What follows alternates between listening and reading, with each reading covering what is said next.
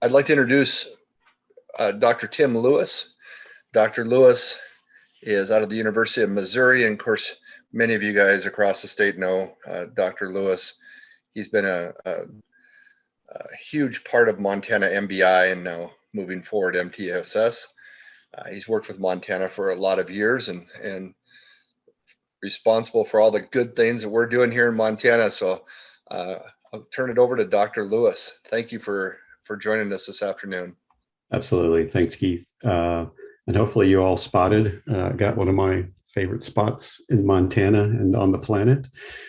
Glacier National Park is my background here. I was telling Keith, this is amazing. We have this technology, but I am really tired of sitting in my home office and talking to my computer. So welcome, everybody. As Keith said, I have been working with Montana now for, goodness gracious, 25 years, something along those lines. So was around in the very early days of MBI, got to know lots of the folks across the state, and hopefully once we're able to travel again, I'll be able to come back to Montana. So Keith gave me a little bit of a sense of what this group is about, and that you're a community of practice, get together, sort of have a topic and an opportunity to kind of interact and discuss and sort of share out things that are going on.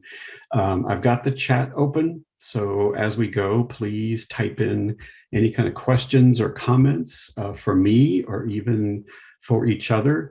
I am more than happy to stop at any point and just sort of open this up for a conversation.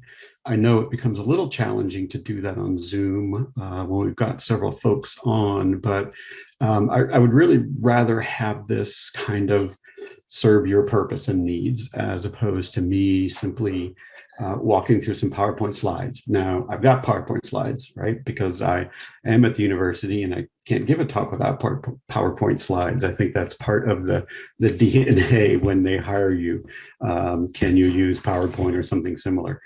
And I kind of, and again, talking with Keith and some other folks there at your State Department about where Montana is, I've titled this talk, and I've been doing kind of a similar talk for this past year, Back to Basics to Build the Future.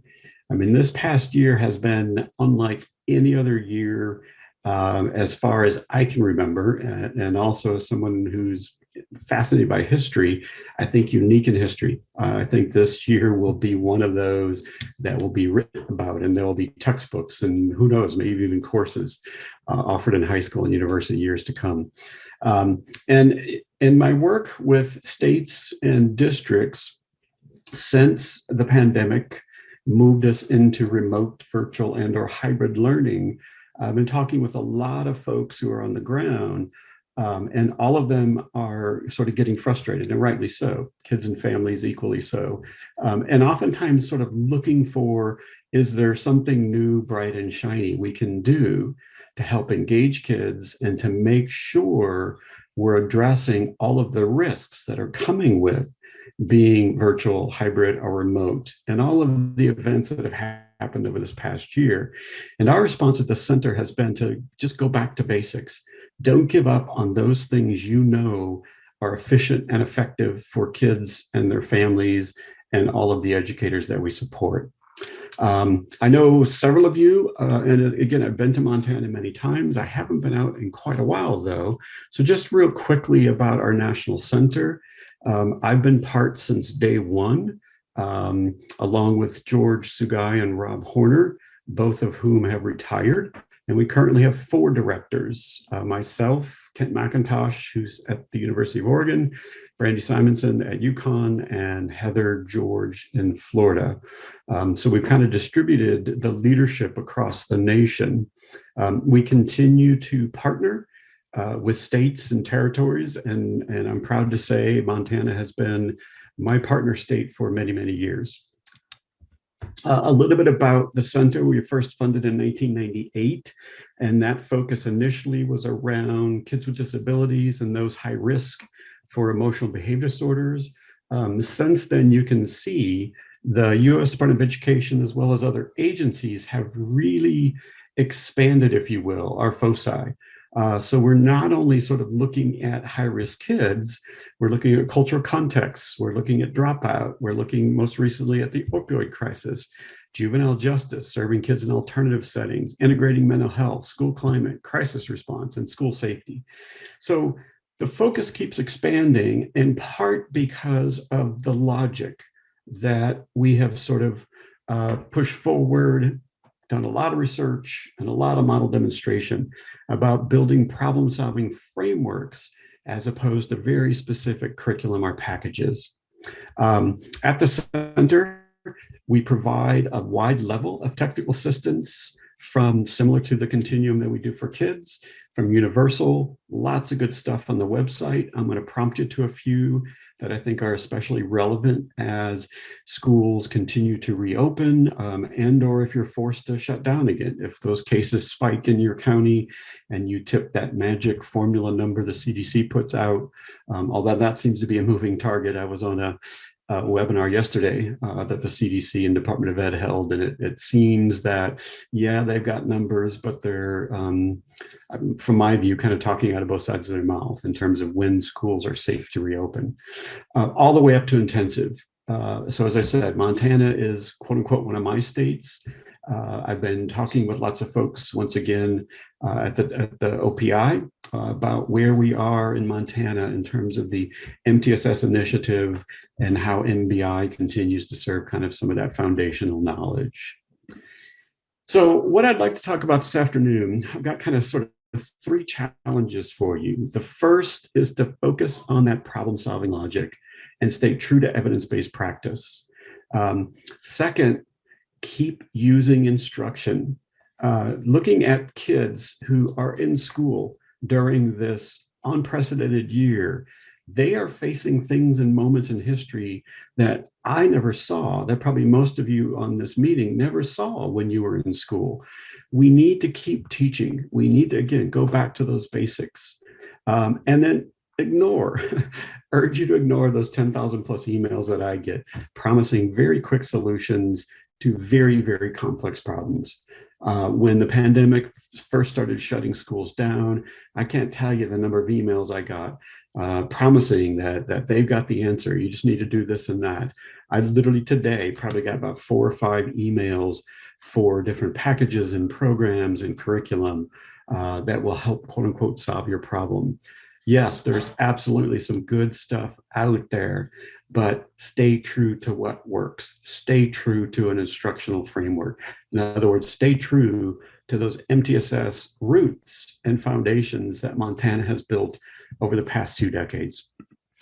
So the big ideas that I want to kind of share with you, and remember, please interrupt me. You can use the little raise hand icon. You can type something into the chat.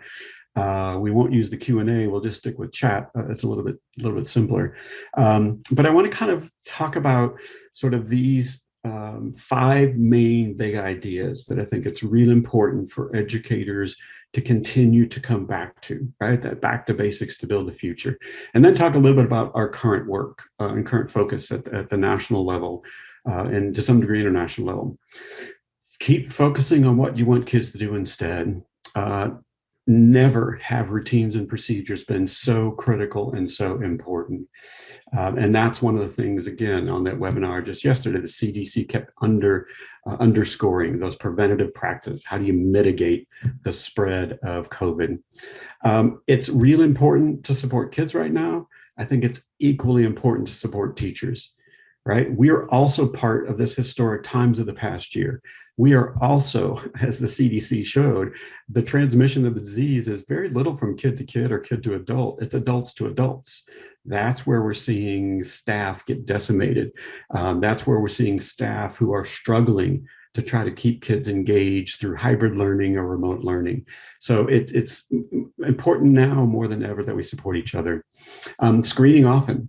All of the literature coming out, particularly on the mental health side, is saying, hey, you know, we used to say 20 to 25% of kids will manifest some symptoms and or topography of a mental health issue. You know, now we're looking at 50% and 60% and 75% given all the things going on. And then kind of And this has been something that I've always held dear to my heart. If I could only teach one social skill, what would it be? And once again, I think in this era, it's more important now than ever. So let's start with focus on what you want them to do instead. Keep all of those core components of MBI, SCOIP, PBS, whether you're looking at the academic side or the behavior side of that continuum of supports through that MTSS RTI logic. Clearly defined expected behaviors across all settings, classrooms, teach and practice, acknowledge, even apply the logic of proactive to discourage problem behaviors, focusing on what you want to do instead, building in those teaching opportunities, always using data to guide and drive, and keeping our families well connected. I'll give you an example of kind of that focus on what you want to do instead. I was working with a large district recently, and it's a fairly affluent district, but they were telling me in their high schools, what was it, like almost a third of kids have failed at least 2 classes this past fall. And they were sort of scratching their head and trying to figure out, what do we need to do? And I said, well, time out. Let's say we were all back in person. Let's say this pandemic never happened, and you looked at your data and you saw that many kids were failing classes. What would you do? And they gave me all of these great strategies they have in place.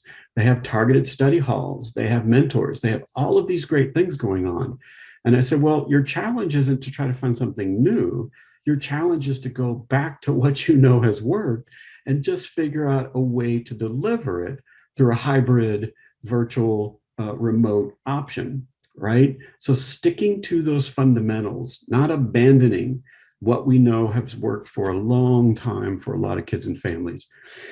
One of the things that we have told folks is to go back to your matrix. This should be dynamic anyway. It shouldn't be, oh yeah, we wrote that 15 years ago and we've never changed it. Especially important in adapting and adopting this to that virtual environment and helping parents and families adapt and adopt this to home. So here's an example of elementary, secondary, right? You've seen all these. Going back to basics, keeping the focus. What do you want kids to do instead? Teach and practice, lots of feedback. When they master it, if they make the error, we go back and start that process all over again. And I know, given the complex times, people say it just can't be that simple. It really is sometimes just that simple. So keeping that in mind as all of you are supporting the schools and districts that you're working with, and they're struggling regardless of where they are in implementation. The second big idea, especially in a pandemic, are routines and procedures, right? So what are routines and procedures?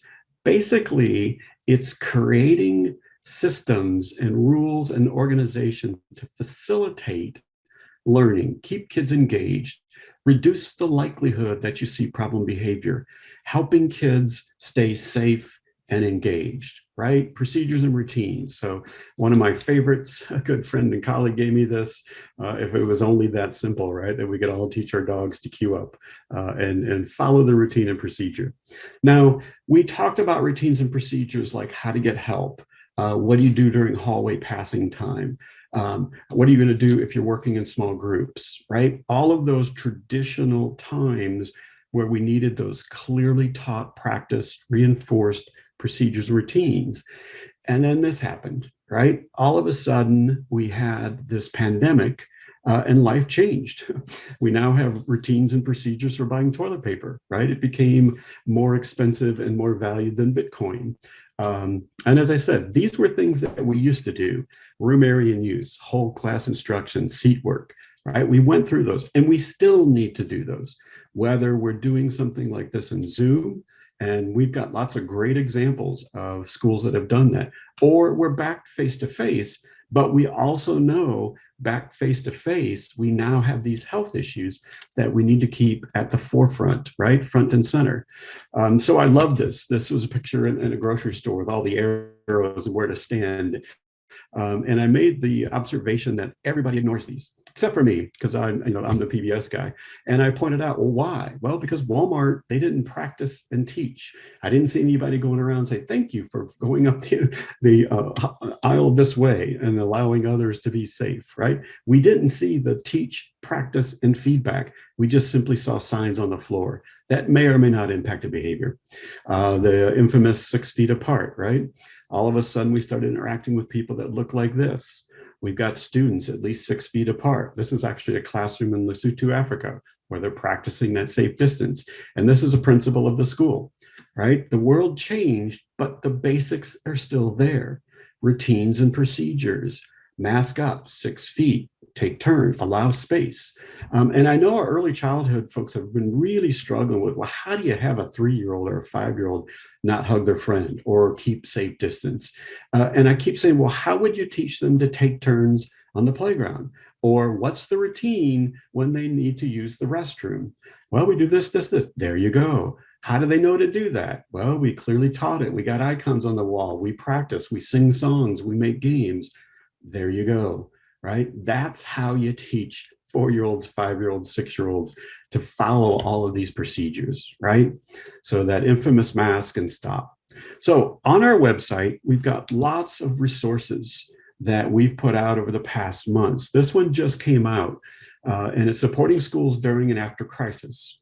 So regardless if it's a sort of a long-term pandemic where schools have been shut down, or it's a horrific school shooting, or you've had a horrible tornado, or some other catastrophic event has happened. And unfortunately, our center has been working with a lot of those districts, right? So we work with Puerto Rico after the hurricane. We work with Parkland and Newtown after those school shootings.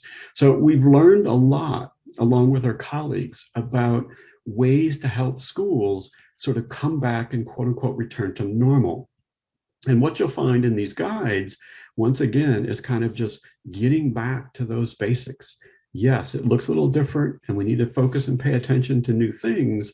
But the way that this is organized, as you see, it's designed for state, district, school, and families. And it's very little text, lots of hot links, and we continue to add to those. Other things we've got, supporting students with disabilities when we're in remote or virtual, returning to school, right? Especially for those kids with the most intensive behavior needs, supporting families with PBIS at home, creating those virtual matrices and routines and procedures to help try to keep kids engaged.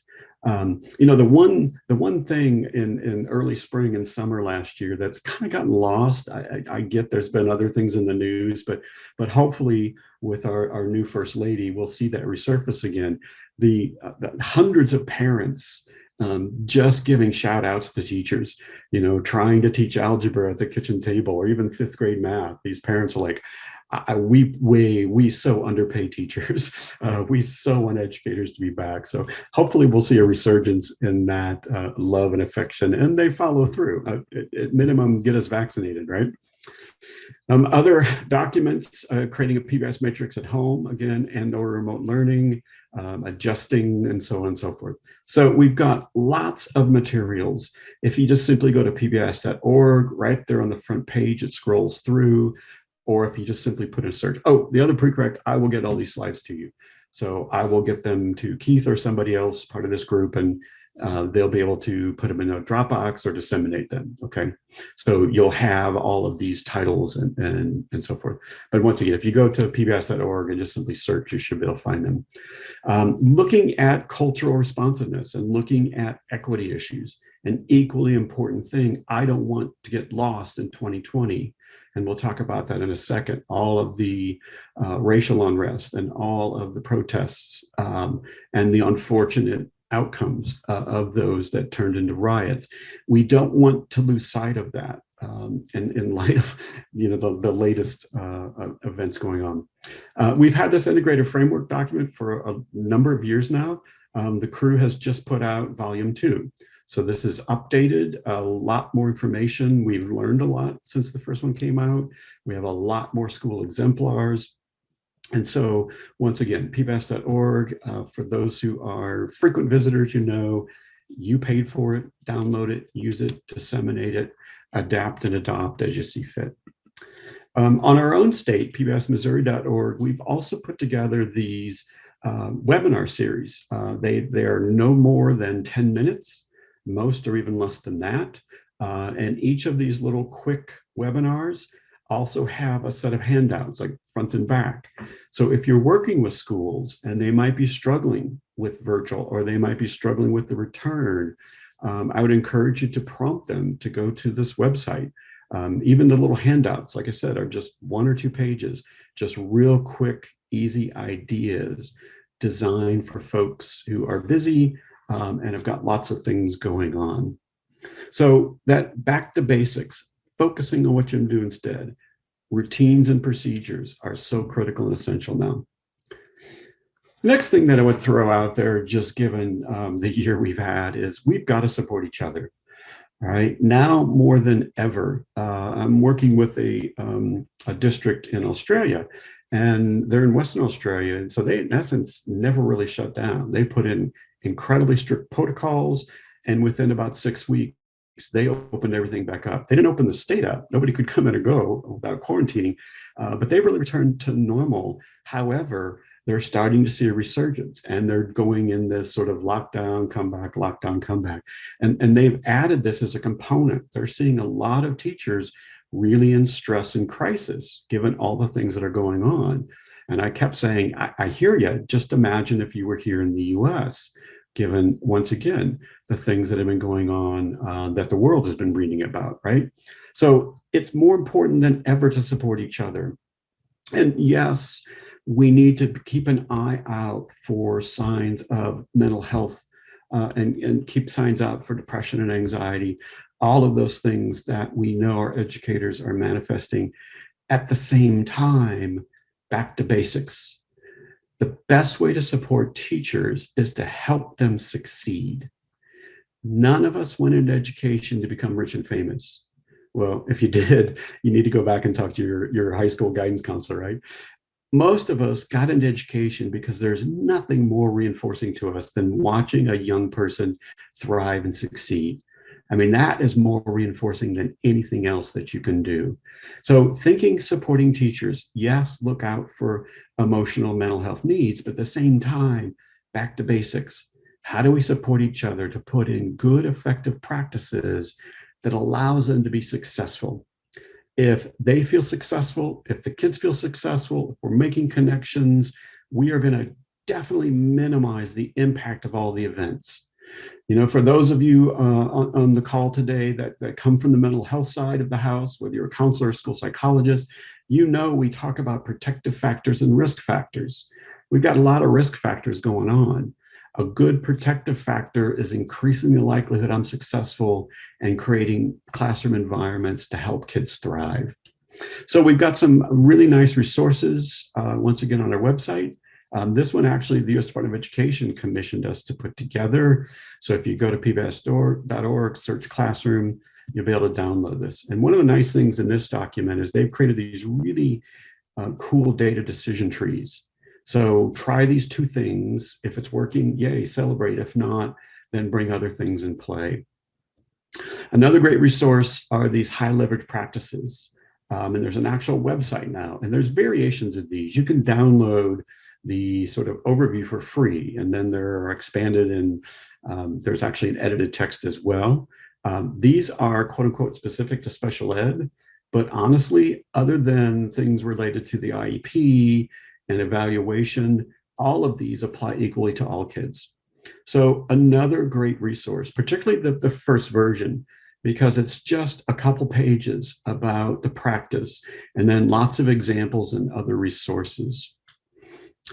Here in Missouri, on our website, if you go to the topics, one of the topics are effective classroom practices. You can pull down all sorts of resources. In addition, if you go to, you see the little red circle there, the profile, you can register. All you have to do is put your email. There's no cost. And we have created these virtual learning modules related to school and classroom supports. And they're intended to be either individually completed or by a school team. There's a bit of a pretest. Based on the pretest, it takes you to content to address some of the areas where you might need to brush up and or implement. And then there's a post-test. So there's a way to kind of say, yep, I've completed that module. So lots of good resources on pbismissouri.org. And, you know, I was poking around on the Montana website Lots of good things there as well. And again, I'm making an assumption, since all of you are working within the initiative, that you're fluent and familiar with those. I'm just kind of throwing some other resources out there. Now, the key with Classroom is not to do lengthy 4-day workshops. We've gotten away from that. We do 10-minute in-services on one skill. So it might be opportunities to respond. We do 10 minutes because most teachers are familiar and fluent to some degree with all of those effective strategies. The issue is, one of the things we have learned through our research is that many teachers don't implement with the intensity that high-risk kids require. So yeah, I can do a simple lesson and maybe once a week, and most kids get it. But those kids who don't are going to make themselves very well known. So the key is very brief, focused. We oftentimes, the entire school focuses on one skill, and they do that for a quarter or a semester. The key, just like the kids, is that we need practice and we need feedback. So we have done a series of studies looking at variations of performance feedback, and we find all of them are equally as effective in terms of getting fluency and getting levels commensurate with what our really high-risk kiddos need, right? So we've done studies around peer coaching. So I see Jennifer there. Jennifer and I get along. I just find 10 minutes I can watch her. I count the number of opportunities to respond I see. I leave that on her desk. We don't meet. I don't create a plan. She has the data. She compares it to that brief in service. Oh, I'm a little low. She looks at that one-page tip sheet. Maybe I'll try dry erase boards. And she finds 10 minutes to do that for me, right? Just simple gathering that information, providing that actual number, not evaluative, but number, helps us build fluency. The little app there, the SCOA app, we've set up for some schools. When principals do their walkthroughs, instead of just visiting and waving hands and chatting with kids, they also are collecting data on opportunities to respond. They tap, tap, tap, they hit send, it goes to your email. Now, if administrators are involved, and we have a district that's using all of their assistant principals to do this, we make very clear rules. The teacher is the only one who owns the data, unless we take all names and identifiers off and we put it all together and talk about as a school. We never, ever use this data for annual evaluations.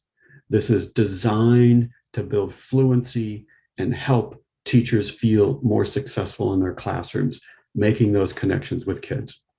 And we've got several tools, whether it's the app or whether it's paper pencil, to help facilitate this. And again, if you go to PBS Missouri and or pbs.org and look classrooms, you'll be able to find a lot of these pieces. So why is it so important now that we get back to basics and we really undergird and support our teachers? This was a study done by Dick West a number of years ago out of Utah, and they looked at 173 schools, and these were secondary schools, high schools. They found the relationship between high achievement and a positive school environment outweighed everything. Higher than parent support, teacher excellence, student commitment, school leadership, instructional quality, resource management. There's even been studies looking at how much money we put into schools. They all get washed out when kids report, I feel safe, supported, and connected. The number one reason kids drop out in high school is not that they're short of credits. They might get to that point, but the number one reason they tell us is they don't feel connected. They don't feel they belong, that nobody really even knows they're there. That connection with kids, creating that safe, supportive environment through effective instructional strategies is so important now, more so than ever. Other things to think about, yes, it's important to use evidence-based practices, but I also tell schools, think about these things. Is your school an inviting, friendly, helpful atmosphere?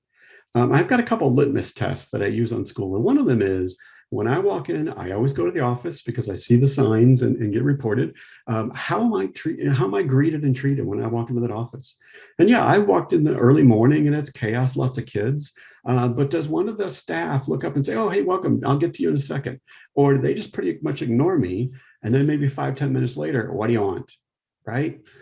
That doesn't feel real good. And I know that's a simple thing, but it's an important thing, because if I'm treated that way there, how am I going to be treated the rest of the day? Real quick story from Montana. Years ago, when Susan Bailey Anderson was at OPI and coordinated all the MBI, we were doing school visits, and I can't remember where we were. A very small town. It was a middle school, and we came to the front door, and this little guy said, "Are you guys? Are you the ones from OPI?" And Susan's like, "Well, no, my friend here is from Missouri," and he's like, "Oh, we're waiting for the OPI people." And she's like, "Well, what are you going to do if we're the OPI people?" "Well, we were told to be really nice and greet them and take them to the office." And she's like, "Well, I'm from OPI." And all of a sudden this kid's like, "Oh, welcome to our school." And off we went. It was a lot of fun and very, very cute. Other things to think about in classroom environments. Kids watch everything we do. It's equally important that we pay attention to how staff and staff interact, how staff treat students, and how students treat adults, right? If one of your expectations is respect, we always have to be the exemplar. We can't expect kids to be respectful if we're not behaving respectfully to them and to our colleagues. And then the last question I ask is your school a place you'd send your own kids? And if no, why not? You control the school day, right? You can't control the home life, the community, but for those 6 hours, we control that. And we can build that environment any way we choose. And hopefully we choose to do it, once again, where we're supporting kids and they feel connected. Montana has been a leader, and I've shared your data the world over, looking at kind of the youth days through MBI and looking at those surveys, and then taking the data where kids report, right? Do kids respect teachers? I remember that as one. And it's a low percentage. And it might be a faulty perception, but it's their reality. And then sitting down with those kids and say, hey, we're concerned about this. What can we do different as staff to make sure kids feel that we care about them and their family and their learning? So using data, back to basics, but also that intangible, make it a place you want to be. Screen often. Again, right now, more so than any. We typically recommend at least twice a year, especially if you're in one of those schools or districts where there's lots of turnover, because you want to make sure you catch kids. There are lots of different strategies. You can do teacher ratings. Kids can also rate themselves, and you can ask families and parents. I know this is a touchy subject for a lot of districts. People think, oh, we screen for social, emotional, mental health issues. Parents are going to be outraged. What we've learned is if we give information ahead of time to families, they're typically okay. If they understand the purpose, they're okay. And then the other caveat that I want to throw out there right now, screening does not entitle kids to anything. Screening doesn't de facto go straight to a support. Screening simply says somebody, a teacher, ranked this kid a little differently than the kid sitting next to them. Let's take a look. It's not a straight line. So I've heard superintendents, well, if we screen, we got to serve them all. Well, you're going to have to serve them all anyway, one way or another. Screening might help you catch some of those kids sooner rather than later. And it's much easier to prevent and to intervene early than to remediate. We can also look at data, right? Attendance, work completion, nurse visits. Nurses are dialed in. They can tell you those kids that are manifesting more of those internalizing, kids who are showing up with stomach aches and don't feel good, and so forth, right? All as possible symptoms of anxiety or depression or social issues going on. So think about screening. Once again, on pbs.org, lots of documents. So we've got commonly available screeners, the age, how long it takes, if there's a cost. There are several that are free. Each school district needs to make that decision on their own.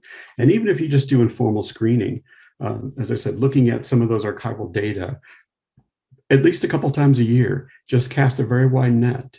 What we're doing is we're looking for those kids that aren't quite coming to our attention yet, but they're coming to the attention of a teacher or another staff member. And let's bring that child and other kids like him or her to the table and have some conversations. Okay, I'm assuming you're all there because I can't see you and nobody's chatting. So hopefully this is helping. At the minimum, it's not doing harm, right? So I'll take the Hippocratic oath there: do no harm. And then the last thing that I want to kind of just talk a little bit about in terms of back to basics. So great so far. Thank you, Joanna. I appreciate that. Um, I'm often asked if I could only teach one social skill, what would it be? And I've given the same response for the past 30 plus years. And once again, I think this past year has underscored why I would recommend that one skill, right? So we all unfortunately witnessed what happened in May of this year. Unfortunately, one more African American male killed in the hands of police, right? And we and the world saw the reaction to that. So we're in the midst of a global pandemic. The economy is faltering and shutting down. Schools are shutting down and we're struggling. And now we've got, once again, racial inequities and racial unrest, and kind of this glaring spotlight on us as a nation that we still haven't figured this out.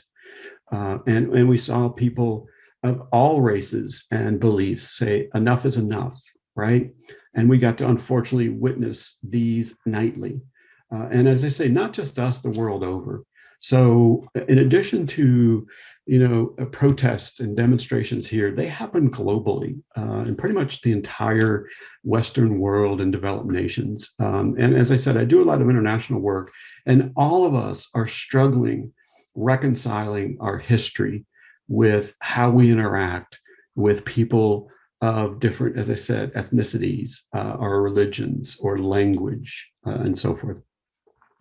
The upside is we saw people doing a lot of peaceful things, right? Basically standing up for their rights. And so these were going across our screen for weeks and weeks and weeks. So if I could only teach one social skill, what would it be? It would be empathy, right? The definition, the psychological identification with or vicarious experiencing of the feelings, thoughts, or attitudes of another. Now, the good news is I see lots of schools basically addressing empathy. They may not be using that word, but they're talking about being respectful, being responsible, being caring, being kind. Let's add in the issues that oftentimes are difficult to talk about. Let's add in the events that have happened in this country and others for years. One of the things that I kind of do in the longer version, I said, look, this isn't new. And I bring up, racial riots in East St. Louis, near where I was born and raised, from the 1990s. I mean, this isn't new. We have got to come to some sort of understanding, and we need to continue to grapple with this. Now, the great thing is after these protests, we saw these amazing demonstrations of empathy. We saw lots of groups and organizations adopt the cause.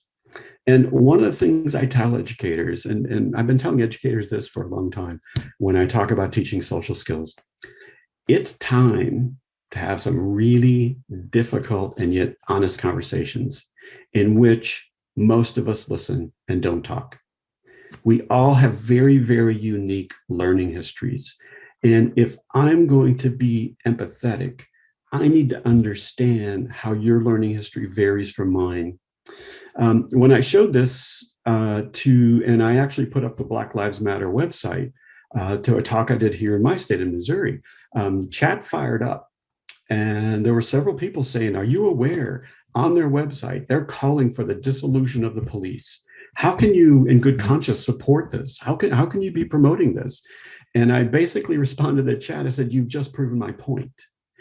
I need to understand why someone doesn't feel safe when the police are in their neighborhood. I rarely see police in my neighborhood. When I do, I see them driving by. I figure, wow, they're really killing time if they're in my neighborhood because it's a long way out of town. I don't run and hide like that horrific video of the little kid who hid behind the car when he's just out shooting baskets. I need to understand why somebody doesn't feel safe having police or law enforcement in their neighborhood. I'm not saying defund the police, right? I'm saying everybody has a right to have their opinion. And the point of this is to understand that different perspective. Okay, off my soapbox. The last thing that I want to kind of just touch base on, we have moved away from school by school by school. There's just too many, and really shifted our focus over the past 5 years in building district-wide MTSS systems. And why is that? Well, because first of all, if you've got tier 3, by default, you're using district resources.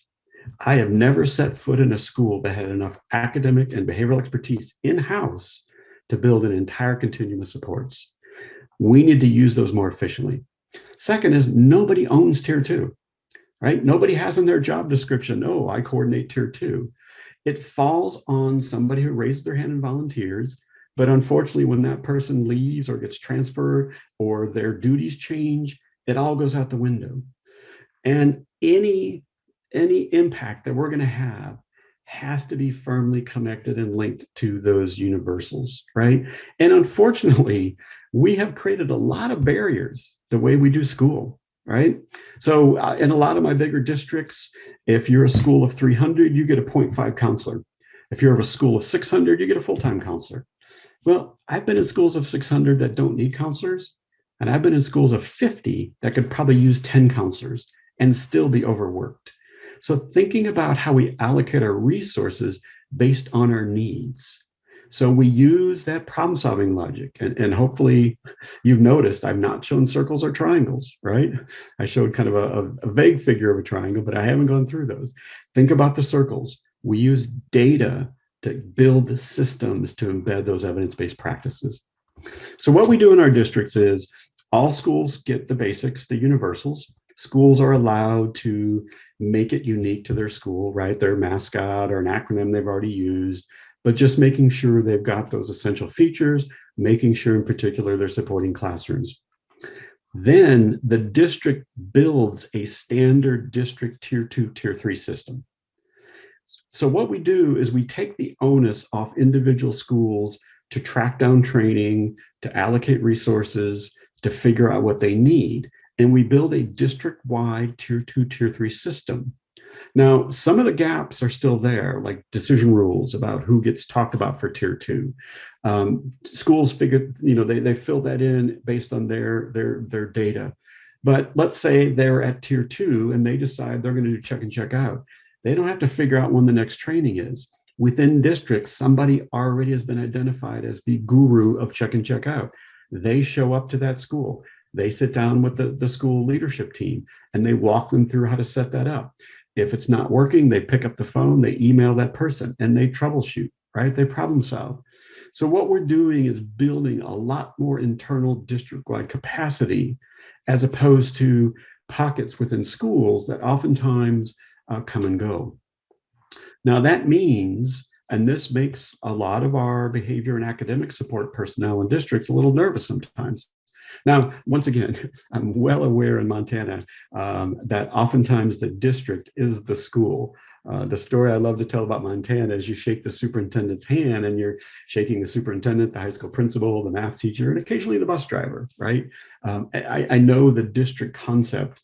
Once you get outside of Bozeman and Missoula and Helena and Billings and others, it looks a lot different, right? In fact, one of the things we're doing in Nebraska is using their service districts in the very rural, remote parts of the state as the district. So each of those independent districts are coming together and creating a sort of county-wide or service unit-wide tier 2, tier 3 process. So they're sharing the workload, if you will. So that means that a lot of our school psychs and counselors and literacy coaches are now taking their expertise to the team as opposed to individual teacher. We're now doing things per that guide or manual, whatever you want to call it, versus everybody does their own thing. Numeracy does this, literacy does that, MBI does this, MTSS does that, mental health. No. It all is in the same playbook. And we're all working from that same playbook, right? So the basic steps, we always start with data. We designate something we call a build team. They're the ones that put together that manual. One of my districts did a beautiful job for social skills. They didn't just say, oh, I like this curriculum, it's got a lot of neat activities. No, they went through all of their major behavioral infractions in their district and identified why kids get kicked out of classrooms. They then went through the social skill curricula and identified curricula that addressed those specific behaviors. So there's no point in starting in a manual or a curriculum that doesn't address the challenge, the problem. So we do a lot of professional development for the school teams, and then simultaneously a whole lot of professional development for coaches. So big ideas, given all the things going on right now in this country across schools, go back to basics. What do you want to do instead? Teach and practice, high rates of feedback, build in supports for teachers, help them be successful while building in systemic classroom supports, screen and screen often, thinking about trying to catch those kids at the first sign, not 9 months in, now we've got a major issue, right? And then lastly, build in that empathy, have those difficult conversations. I know through all my work in Montana, one of the challenges for a lot of the schools was the intersection between the public schools and the reservations, the tribal community, and always trying to sort of reconcile those two. It's an ongoing challenge for all of us, but I think important now more than ever. Again, just given this year we've had. All right, I'll stop there. Questions, and you can unmute and ask or throw it in the chat. Challenge really small is real. I wonder if anyone knows the co-ops. That'd be great. I don't know if anything going on in Montana to do it at that co-op level. The exception is probably in the Bitterroot. I work with folks in the Bitterroot for a number of years. And if you're from Missoula, I love Missoula. The problem was Missoula. They didn't want to play with the small districts south of them through that co-op. But, conceptually, they got it. And there were lots of partnering. So resources and personnel in the Missoula School District were also available through some of the, Stephenville and some of the other small, taxing my brain here, remembering these small schools, but to the Bitterroot. So they attempted mostly on the mental health side. I don't think they had a beyond that, but so there are pockets, and it's absolutely something, if this would fit contextually really well, and I think it would for Montana, I'm happy to continue to work with your state leadership and others to start exploring that, and kind of happy to share what we're doing. It's one of their called education service units in Nebraska. And we've done something similar in Iowa. They are AEA, Area Education Agencies. So we've got some pockets. Nebraska's probably on par with Montana just in terms of the vastness of big tracts of land and small numbers of people. So great. Thanks for all of the kudos and the reinforcers. Appreciate that. SCOA, I don't know about that, Tim. I don't know if it's on Android platform or not. I know that there are other simple data collection tools out there. This was one that a colleague friend of mine, Terry Scott, actually helped work with the developers to build. So it's very specific into kind of some of those essential strategies we talked about. But I'll look into that. I'll check to see, and if so, I'll throw it on one of the PowerPoint slides here before I send that off. The resources, absolutely, between the larger schools and the rural schools. I've been to Haver. I've been to some of those. My favorite Montana story. I got a lot of favorite Montana stories. I just love your state so much. But one of them was I don't know if it's still there, a small elementary school right on the Nebraska border, and somebody figured out that the playground was actually in Nebraska. And so I thought, how cool would that, right? The kid's getting on your last nerve. It's like, just go play in Nebraska, and send them to the next state. I just always that just kind of just sort of highlights, if you will, some of those resource pieces. And once again, we've seen some small schools in Montana do some great things, but unfortunately, we also see them implode when that one or two key people leave. Any advice, the social emotional screening, hesitant? I would start with the outcome, right? Not say, oh, you guys should do a screener. I would start with the outcome, right? I got to think every district in Montana, every school is worried about kids, even independent of the pandemic, right? So have the conversation with, how do we identify kids now? Not for special ed, not for any sort of formal process, but rather, are there simple, easy ways that we could catch kids before these things become chronic? The other thing I point out is, look, we screen for vision, we screen for hearing, we check kids for scoliosis, we do academic screening, we do all sorts of screening in schools. But for some reason, we're hesitant to screen for social emotional. And even those with concerns, once they give information to the families, and families can always opt out. Hey, I don't want my kid screened. Okay, right? I can opt out of the vision test if I want, as a parent of a kid in schools. It really becomes a non-issue, right? Becomes a non-issue. Great. I love this. My voice survey indicates students feel safer in school this year as compared to past. Absolutely. I mean, that's, I don't know if you've been watching the news, and there have been several articles come out that kids are, particularly high-risk kids. For a lot of kids, school is the safest place in their environments. They are all wanting to get back into those routines and get back to school. So yeah, that's great. And talking with your colleagues there in Montana, you guys haven't had the massive school closures and shutdowns like a lot of other states have been forced to do. Yeah, that My Voice survey, I love it. Again, Keith came out a number of years ago to our Chicago forum and presented some of that. And I really encourage people to do that, to get that student voice, and not just get the voice, but then sit down. Like, I don't even know if you guys do the youth days anymore, but like you did with youth days, and say, kids, we're concerned about this. The majority of you are saying that you don't feel that teachers listen to you. What can we do better? How can we change that? Tim, this is Joe Moriarty. Can you hear me? Yeah. Hey, so great to see you, and I'm glad that Keith was able to run you down and help and have you do this presentation today. It's so great to see you again. Good. So just quickly, I see that some of the schools I work with, they're on here too. So this is going to be great discussion. And you just mentioned youth days. So youth days has kind of been put on hold, but one of the things that we're looking at doing this year is perhaps, I don't know if the proposal will be accepted, but we're looking at maybe putting one or two together before the school year's over, virtual.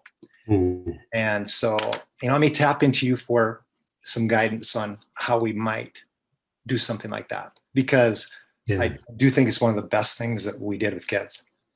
Yeah. So, even if you could do it regionally or locally, and then put it together, if you're going to do a virtual, what I would recommend, and we've been doing this a lot, we've had to learn to use more pictures, shorter presentations, but putting people into breakout rooms. So thinking realistically about maybe having, 5, 6, 7 kids into a breakout room, having somebody be the designated note taker, or have an adult attached to that who is quiet, but is just simply kind of capturing some of the conversation. It's really hard, even socially, we all tried to do virtual happy hours, and it was great to see folks, but on Zoom, only one person can talk at a time. And so you miss that kind of richness and cross. But when we put, at least the adults have been responding this way, when we put them into breakout rooms, people are feeling much more comfortable and confident and open to speaking. So that would be if you're going to do a virtual, I think about organizing lots of breakout rooms, and getting kids in there. That's good advice. Thank you. So that's it. I came up with one good answer. I should end right now. Always end on a high note, right? Yeah, it's great to hear from you, Joe.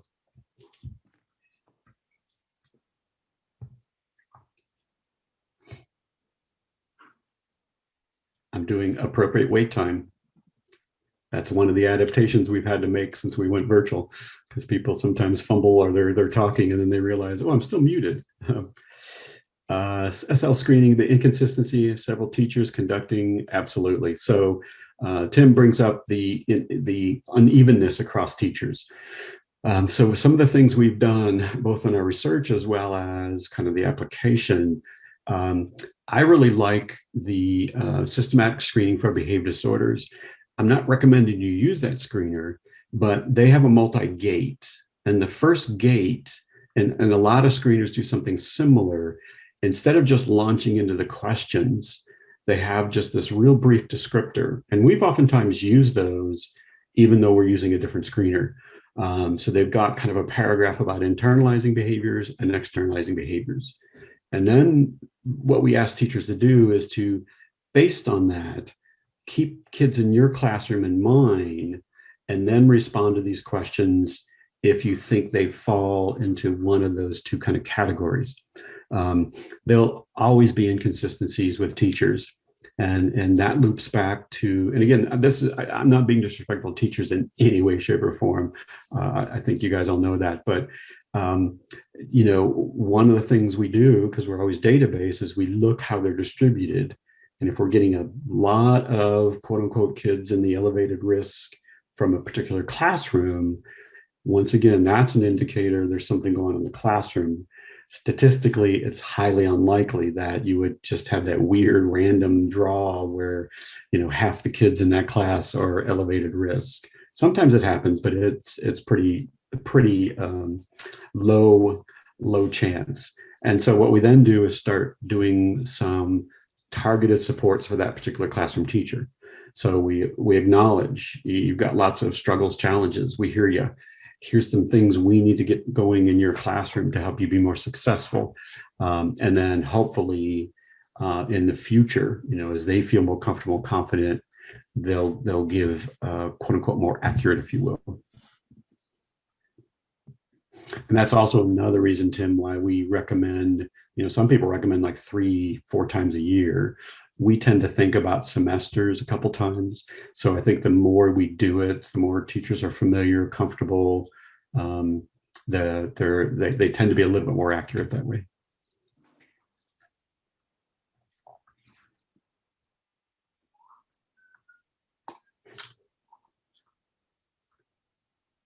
All right, Keith has popped back on. I think that is my huge cue that the hour is up and you guys have already had a long school day, and it's time to do other things. So, Tim, I sure appreciate you coming on and helping us once again, and all the years of service you've given to Montana. Thank you very much.